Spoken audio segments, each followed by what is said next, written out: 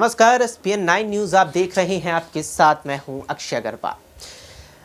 बिहार के पूर्व मुख्यमंत्री नीतीश कुमार जिस तरीके से एनडीए गठबंधन में रहते हुए 2020 के बिहार विधानसभा चुनाव जीते, उसके बाद उन्होंने 2022 में पाला बदल के आरजेडी वाले महागठबंधन में शामिल हो गए और फिर महागठबंधन के साथ सरकार चला रहे थे। इसके बाद नीतीश कुमार ने जुलाई और अगस्त महीने यानी 2023 के जुलाई अगस्त महीने में विचार बनाया कि इंडिया गठबंधन बनाया जाए, यानी कि राष्ट्रीय स्तर पर एक गठबंधन बनाया जाए लोकसभा चुनावों के लिए, जिसके लिए उन्होंने कदम बढ़ाए और 28 राजनीतिक दलों का उन्हें साथ मिला और एक मंच तैयार हुआ इंडिया गठबंधन के नाम का। जिसके बाद माना जा रहा था कि नीतीश कुमार और इंडिया गठबंधन 2024 के लोकसभा चुनावों में बीजेपी के लिए कड़ी टक्कर और कड़ी मुसीबत साबित होने वाला है। लेकिन यहां पर जनवरी महीने में ही नीतीश कुमार ने इंडिया गठबंधन को ही बड़ा झटका दे दिया और कहीं ना कहीं जिस गठबंधन की नींव या जिस गठबंधन में तमाम विपक्षी दलों को नीतीश कुमार ने शामिल कराया था, नीतीश कुमार उसे ही गठबंधन को छोड़ करके चले गए। इस बीच यहां पर नीतीश कुमार के इस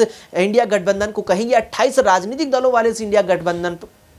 को लगातार यहां चुनौतियों का सामना करना पड़ा, फिर चाहे वो सीट शेयरिंग को लेकर के बात हो या यहां पर अन्य किसी मुद्दे को लेकर हो। ऐसे में सीट शेयरिंग की बात जब चली तो यहां पश्चिम बंगाल की मुख्यमंत्री टीएमसी सुप्रीमो ममता बनर्जी ने कांग्रेस को बंगाल की 42 लोकसभा सीटों में से केवल 2 सीटें ऑफर की। इस पर कांग्रेस ने आपत्ति जताई और कांग्रेस की आपत्ति पर ममता भड़कते हुए कहती है कि अब तो 2 सीटें भी नहीं मिलेंगी और अब बंगाल में टीएमसी 40 के भी 42 की 42 लोकसभा सीटों पर चुनाव लड़ेगी। इस सब के बाद अब यहां नीतीश कुमार इंडिया गठबंधन से बाहर हो चुके हैं, तो माना जा रहा है कि अब तेजस्वी यादव और राहुल गांधी मिलकर के पहले ममता बनर्जी को मनाएंगे और मुख्य रूप से अब लोकसभा चुनावों में इंडिया गठबंधन के लिए ये 3 दिग्गज नेता, जहां कांग्रेस से राहुल गांधी, आरजेडी से तेजस्वी यादव और यहां टीएमसी से ममता बनर्जी, ये 3 प्रमुख नेता मिलकर के बीजेपी को चुनौती देते नजर आएंगे। साथ ही साथ ये 3 नेता और साथ में अन्य